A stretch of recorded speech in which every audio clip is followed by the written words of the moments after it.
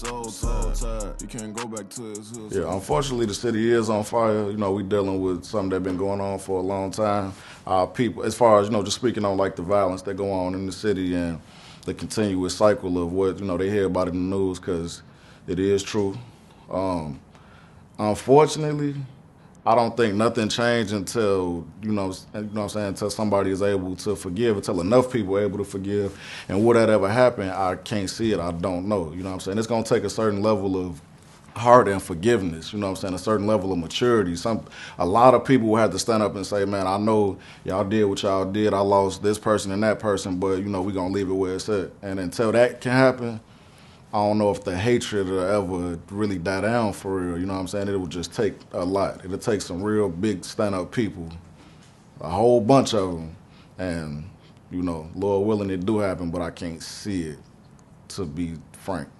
To change the economics of what's going on in the hoods all across America in order to help change what's going on, you know, in the streets and, you know, with all this violence and killing, that's a pretty deeply rooted question that I think, you know, got a lot to do with who we putting in office and whatnot, right? When we talk economics, you can't speak economics without talking politics. And when you talk politics, you should look local instead of further out, instead of just, you know, a problem that we have is we only hear the word vote a lot when it's time to vote, like for the president, and nothing really is going to change where you live until you vote for the people who are going to be affecting what it's like at your kids' school, at your sister, brothers, you know, nephews' schools and whatnot, and what different changes are going to happen in y'all actual community. So I think we gotta, you know, if we would take on the responsibility of, you know, just educating ourselves a little bit on what's going on outside of our door, that would be step number one for me.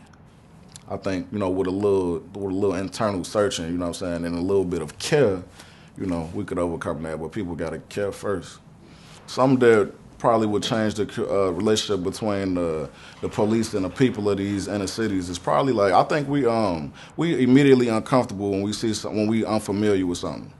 So when you see these officers in your neighborhood that don't look like you, don't come from where you come from, they thinking something about you and you thinking something about them off back. Before anything happened, it's a certain tension that it already exists. There ain't even been a word that's been said already. So I think if it was like a rule that you kind of had to be at least remotely, at least like somewhere from close to this area, then, you know, maybe more familiar faces in the community would do a lot to help, you know what I'm saying, a relationship between the two. I think people from the area should stay at least close to the areas or by people that look like them as well, and that'll help ease a lot of the tension, bro, because, you know, even when you talk about schools, you know what I'm saying, black children learn better when there's a black teacher.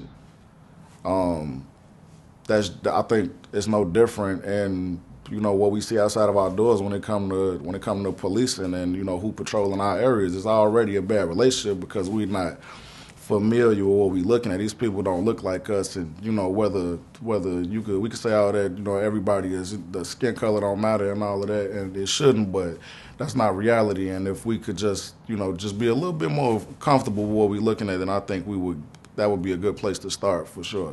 Distrust with the police, that comes from a place, obviously, you know what I'm saying? We didn't just wake up and decide that.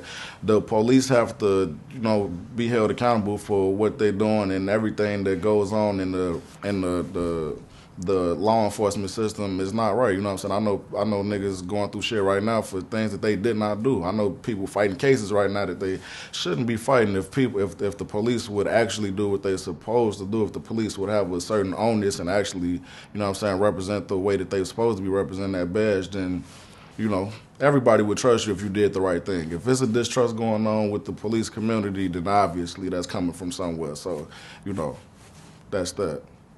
Flex Sinatra, man, you're not tuned in to my interview with 24/7 HH.